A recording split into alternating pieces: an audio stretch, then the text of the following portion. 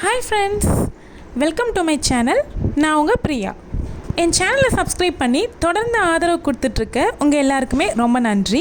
இனிமேல் சப்ஸ்கிரைப் பண்ணி ஆதரவு கொடுக்க போகிறவங்களுக்கும் ரொம்ப ரொம்ப நன்றி. உங்கள் எல்லாருக்குமே இனிய விநாயகர் சதுர்த்தி நல்வாழ்த்துக்கள்.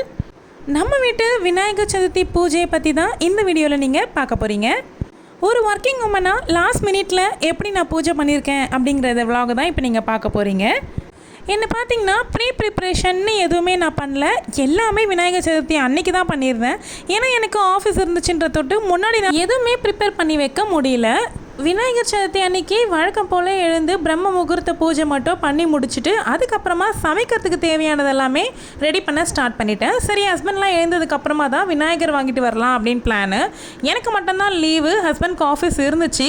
ஸோ அவங்க ஆஃபீஸ் கிளம்புறதுக்கு முன்னாடியே சாமி கும்பிட்டுட்டோம் அப்படின்னா அவங்க சாப்பிட்டுட்டு அதுக்கப்புறமா கிளம்புவாங்க அப்படின்றதுனால வெயிட் பண்ணிட்டு இருந்தேன். விநாயகருக்கு செய்ய வேண்டிய மெனுன்னு பார்த்தீங்கன்னா ரொம்பவே கம்மியாக தான் யோசித்து வச்சுட்டு இருந்தேன்.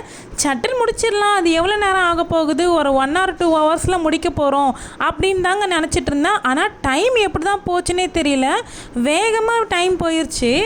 அவங்களுக்கு லீவ் இருந்துச்சு அப்படின்னா கொஞ்சம் நிதானமாகவே செஞ்சுருப்பனோ என்னவோ, பரபரப்பாகவே செஞ்சுட்டு இருந்த மாதிரி இருந்துச்சு. 8:30க்கு போய் விநாயகர் வாங்கலாம்னு நினச்சிருந்தேன். கடைசியில் நடந்தது என்னவோ 10:30க்கு தான் போய் வாங்குற மாதிரி இருந்துச்சு. குட்டி விநாயகராக பார்த்து வாங்கிக்கிட்டேன். இந்த விநாயகர் குட்டியாக அழகாக இருந்தார், அதனால் நான் இதையே வாங்கிக்கிட்டேன். விநாயகரை கற்பூர ஆரத்தி காமிச்சு அவரை உள்ளே அழைச்சிக்கிட்டோம். விநாயகர் வாங்குறதுக்கு மட்டும்தான் நான் கூட போயிருந்தேன். மற்ற திங்ஸ்லாம் ஒரு 8 மணிக்கெலாம் ஹஸ்பண்ட் அனுப்பி லிஸ்ட் எழுதி கொடுத்து வாங்கிட்டு வர சொல்லிட்டேன். எருக்கம்பூ மாலை, கொடை இது எல்லாமே முன்னாடியே வாங்கிட்டு வந்துட்டாங்க. ஒரு சில கடைகளில் விநாயகர் கரெக்டான ரேட்டாக சொல்லியிருந்தாங்க, ஒரு சில கடையில் விநாயகர் ரேட்டு ரொம்ப அதிகமாக சொல்லியிருந்தாங்க. வருஷத்தில் ஒரு நாள் தான் அவங்களுக்கு வியாபாரம், அதெல்லாமே ஓகே தான். நியாயமான விலையாக விற்றாங்கன்னா எல்லாருக்குமே நல்லாயிருக்கும். வாழை இலை மேலே அரிசி பரப்பி விநாயகரை உட்கார வச்சுட்டு அதுக்கப்புறமா ஒன்று ஒன்றா அலங்காரம் எல்லாம் பண்ண ஆரம்பிச்சிட்டோம். சடனாக பார்த்தீங்கன்னா ஹஸ்பண்ட் எனக்கு டைம் ஆயிடுச்சுப்பா, மீதி வேலையெல்லாம் நீங்கள் பார்த்துக்கோங்க, நான் கிளம்புறேன் அப்படின்னு சொல்ல ஸ்டார்ட் பண்ணிட்டாங்க. அப்புறம் எனக்கு ரொம்ப டென்ஷன் ஆயிடுச்சு. ஒரு நிமிஷம் இருங்க, இவ்வளோ நேரமாக இருந்துட்டு லாஸ்ட் டைமில் சாமி கும்பிடாமல் கிளம்புனா எப்படி அப்படின்ட்டு அவரை சமாதானப்படுத்தி இருக்க வச்சு சாமி கும்பிட்டதுக்கப்புறமா சாப்பிட வச்சுட்டு தான் அனுப்பியிருந்தேன். ஆக்சுவலாக இன்றைக்கி அவங்க லீவ் கேட்டிருந்தாங்க. ஸோ ஓகே ஆயிருந்துச்சு. திடீர்னு பார்த்தீங்கன்னா ஒரு என்கேஜ்மெண்ட்டுக்காக எங்களுக்கு இன்விடேஷன் வந்திருந்துச்சு.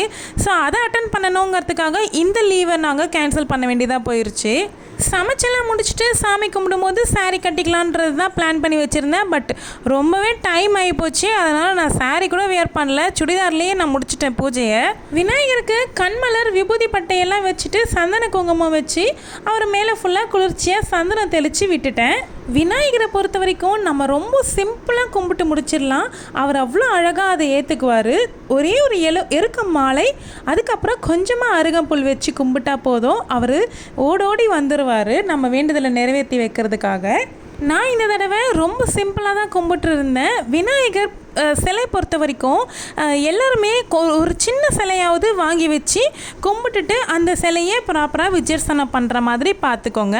ஏன்னா இந்த மண்ணெல்லாம் வச்சு விநாயகர் செஞ்சு விற்கிறவங்க வருஷத்துக்கு ஒரு தடவை தாங்க இந்த மாதிரி செஞ்சு விற்கிறாங்க.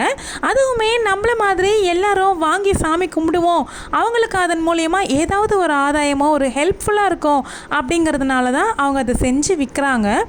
நம்மளுமே அதை வாங்கி சப்போர்ட் பண்ணி நமக்கு ஒரு சந்தோஷம் இருக்கும். நம்ம குட்டியாக ஒரு விநாயகர் வாங்கிட்டு வந்து நம்ம சாமி கும்பிட்டதோம் அப்படின்ற ஒரு ஹாப்பினஸ் இருக்கும். அதை நீங்கள் அனுபவிச்சு பாருங்கள், அது உங்களுக்கு கண்டிப்பாக பிடிக்கும். சில பேர் ஃபோட்டோ வச்சு கும்பிடுவீங்க. ஒரு தடவை குட்டி விநாயகராக வாங்கி வச்சு கும்பிட்டு இந்த மாதிரி கடலோ இல்லை குளத்துலையோ ஆற்றுலையோ கொண்டு போய் நீங்கள் கரைச்சிடணும். நான் சனிக்கிழமை தான் விநாயகரை வாங்கிட்டு வந்திருந்தேன்றதுனால திங்கக்கிழமை கொண்டு போய் கரைக்கலான் இருக்கேன். விநாயகரை நம்ம வீட்டில் வழிபடுறது மூலயமா நமக்கு சங்கடங்கள் தீரும்னு சொல்லுவாங்க. அது எல்லாருக்குமே தெரியும். விநாயகருக்கும் விநாயகன் சொல்லுவாங்க, முழு முதற் கடவுள் இல்லையா? அதனால் எல்லார் வீட்லேயுமே விநாயகர் வழிபாடு இல்லாமல் இருக்கவே இருக்காது. விநாயகனுடைய முழு அருள் இருந்தால் மட்டும்தான் நம்மளுடைய இஷ்ட தெய்வமாகட்டும் குல தெய்வமாகட்டும் நம்மளை காப்பாற்ற முடியும். விநாயகரை கும்பிட்டுட்டு அதுக்கப்புறமா குலதெய்வத்தை கும்பிட்டதுக்கு அப்புறமா தான் நம்மளுடைய இஷ்ட தெய்வத்தையே நம்ம கும்பிட முடியும். அதனால் அவருடைய அருள் இல்லாமல் எதுவுமே நடக்காது. அவனின்றி அணுவும் அசையாதுன்ற மாதிரி தான். நவகிரகங்களால் தோஷம் இருக்கிறவங்க, சனீஸ்வரரால் பிரச்சனைகள் இருக்கிறவங்க, இவங்க எல்லாருமே விநாயகர் வழிபாடு பண்ணுறது மூலயமா அதிலிருந்து அந்த தாக்கத்திலிருந்து குறையும். முக்கியமாக அஷ்டம சனி, 7.5 சனி இந்த மாதிரி யாருக்காவது நடந்துட்டுருக்கு அப்படின்னா அவங்க கண்டிப்பாக விநாயகர் பெருமானை வழிபாடு பண்ணணும். அவருடைய வழிபாடு மூலயமா நீங்கள் அந்த சனியினுடைய தாக்கத்திலிருந்து ரொம்பவே தப்பிக்க முடியும்.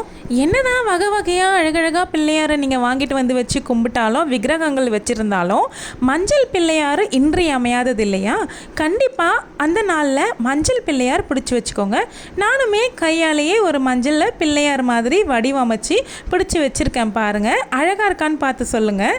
விஜர்சனம் பண்ணதுக்கு அப்புறமா இந்த மஞ்சள் பிள்ளையரை நம்ம முகத்துக்கு தேய்ச்சிக்கலாம். ஒர்க்கிங்காக இருக்கீங்க, கண்டிப்பாக மஞ்சள் பூச மாட்டீங்க, லீவு டைமில் அந்த மஞ்சளை பயன்படுத்திடலாம். ஆனால் வேஸ்ட்டு மட்டும் பண்ணிடாதீங்க. சிம்பிளாக இந்த மாதிரி விநாயகரை அலங்காரம் பண்ணிக்கினாச்சு, கொடையெல்லாம் ஃபிக்ஸ் பண்ணியாச்சு. இந்த சிகப்பு நிறத்தில் இருக்கிறது பவழ பிள்ளையார் சொல்லுவாங்க. பவழ பிள்ளையாரையும் நான் பூஜைக்கு வச்சுக்கிட்டேன். முக்கியமாக ஒன்று, இப்போது குழந்தைகளை நம்ம பூஜை பண்ணும்பொழுது அவங்களுடைய இன்வால்மெண்ட்டு இருக்க மாதிரி பார்த்துக்கோங்க. அவங்க எங்கேயோ இருக்காங்க, நீங்கள் எங்கேயோ உட்காந்து பூஜை பண்ணுறீங்கன்றது இல்லாமல் நீங்கள் பண்ணுற ஒவ்வொரு அலங்காரம், ஒவ்வொரு பூஜை இதை பற்றியெல்லாம் குழந்தைங்களுக்கு எடுத்து சொல்லி நம்ம வளர்க்கும் பொழுது நம்மளுடைய தெய்வ வழிபாடுகளை அடுத்த சந்ததியினர் அவங்க பண்ணுறதுக்கு உறுதுணையாக இருக்கும். இப்போ நம்ம அதெல்லாம் பண்ணாமே விட்டுட்டோம் அப்படின்னா காலப்போக்கில் வழிபாடுகளுடைய முக்கியத்துவங்கள் ரொம்ப குறைஞ்சிட்டே வரும். ஏற்கனவே கொஞ்சம் குறைஞ்சிருச்சு மாதிரி தான் என்னுடைய தாட்டு. நீங்கள் எப்படி நினைக்கிறீங்கன்றதை சொல்லுங்கள். அடுத்த சந்ததிகள் பூஜை புனஸ்காரங்கள் பண்ணுறதுக்கு நம்மளால் முடிஞ்ச ஒரு சிறு உதவிகளை நம்ம செய்யணும். பசங்களை இன்வால்வ் பண்ணுங்கள், அவங்களுக்கு மந்திரங்கள் சொல்லி கொடுங்க. நீங்கள் சொல்ல அவங்கள மந்திரங்களில் பின்னாடி உச்சரிக்கிறதுக்கு சொல்லுங்கள். ஒரு கோவில்களுக்கு கூட்டிகிட்டு போங்க. இந்த மாதிரி நிறைய கடவுள் விஷயத்தில் இன்வால்வ்மெண்ட் பண்ணி விடுங்க குழந்தைங்கள. அவங்களுக்கு ஒரு ஞானம் கிடைக்கும், ஒரு படிப்பு நல்லா படிக்கணும் அப்படின்னு அவங்க வாயால் அவங்க வேண்டுவாங்க. இந்த மாதிரிலாம் நிறைய நடக்கும்ல. விநாயகருக்கு பிடிச்ச அவல், பொரி, கடலை, நாட்டு சக்கரை போட்டு இந்த பழ செட்டுன்னு விற்பாங்க பாருங்கள். அப்படியே அவங்க தனியாக அந்த செட்டாகவே விற்றுடுறாங்க. எல்லாத்துலேயும் ஒரு பழம் வச்சு கம்பு, சோளம், கரும்பு இந்த மாதிரி வச்சு ஒரு செட்டு இவ்வளோன்னு சொல்லி விற்றுடுறாங்க. ஸோ இப்போலாம் அந்த மாதிரி வாங்கிட்டு வச்சிடுறது. அப்புறம் வெத்தலை பாக்கு, வாழைப்பழம், தேங்காய் இதெல்லாம் ஆஸ் யூஷுவல் பூஜைக்கு வைக்கிறது தான். இந்த மாதிரி வச்சுக்கோங்க. அப்புறம் நம்ம சமைச்ச பொருள் எல்லாம் கொண்டு படையெல்லாம் போட்டுடலாம். ஹஸ்பண்ட் டைம் ஆகுதுன்னு சொன்னதில் எங்கே நான் வீடியோவே எடுக்காமல் இதை முடிச்சிருவேன் அப்படின்னு தான் லாஸ்ட் டைமில் நினச்சிட்டேன். அதுக்கப்புறமா என் பையன் தான் இது எல்லாமே கவர் பண்ணியிருந்தான். இல்லைம்மா நான் வீடியோ எடுக்கிறேன், நீங்கள் ஆஸ் யூஷுவல் போல் ரெகுலராக கடகடன் பண்ணுங்கள், டைம் ஆகாது, நான் வீடியோ எடுக்கிறேன் அப்படின்னு சொல்லிட்டு அவங்க தான் எடுத்தாங்க. அப்புறம் டைமோட விளக்கை ஏற்றிட்டு அதுக்கப்புறமா தான் படையலுக்கு போட்டிருந்தேன். இந்த மாதிரி சில சமயங்கள்லாம் ஆகிறது உண்டு தாங்க. நம்ம ஒன்று நினைப்போம், இந்த டைம்குள்ளே முடிச்சிடலாம், அது என்ன சிம்பிள் தானே, ஈஸியாக முடிச்சிடலான்னு நினைப்போம். பட் அந்த சிம்பிளான மெனு தான் சம்டைம்ஸ் ரொம்ப லேட் ஆகிரும். அந்த மாதிரி தான் எனக்கு இந்த வாட்டி லேட் ஆயிடுச்சு. ஹரிபரியாக பண்ணுற மாதிரி லாஸ்ட்டில் அலங்காரம்லாம் ரொம்ப நிதானமாக பண்ண முடியாமல் கொஞ்சம் ஃபாஸ்ட்டாக பண்ணுற மாதிரி ஆயிடுச்சு. ஆனாலும் எனக்கு ஒரு மனசு திருப்தியாக தான் இருந்துச்சு விநாயகரை கும்பிட்டதில். நம்ம சேனலில் தொடர்ந்து பிரம்ம முகூர்த்த பூஜையை பற்றி ஷார்ட்ஸ் வீடியோ போட்டுட்ருக்கோம். உங்களுக்கு டைம் இருந்துச்சுன்னா அந்த ஷார்ட்ஸ் வீடியோ பாருங்கள். உங்களால் முடியும்னா நீங்களுமே பிரம்ம முகூர்த்த பூஜை செய்யுங்க. இது தொடர்ந்து வர சஷ்டியிலேருந்து 48 நாள் முருகர் வழிபாடு செய்ய போகிறேன் விரதம் இருந்து. இதெல்லாமே தொடர்ந்து பார்க்குறதுக்கு சேனலை சப்ஸ்கிரைப் பண்ணி வச்சுக்கோங்க. நிறைய பேர் சப்ஸ்கிரைப் பண்ணாமல் தான் பார்த்துக்கிட்டு இருக்கீங்க. ப்ளீஸ் எனக்காக சப்ஸ்கிரைப் பண்ணிக்கோங்க. இந்த வீடியோ உங்களுக்கு பிடிச்சிருந்தா லைக் பண்ணிக்கோங்க.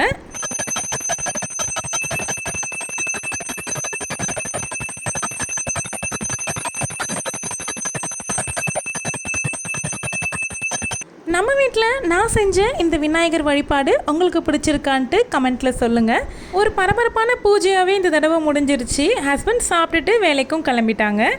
இதே மாதிரி இன்னும் ஒரு அருமையான வீடியோவில் சந்திக்கலாம். தேங்க்யூ.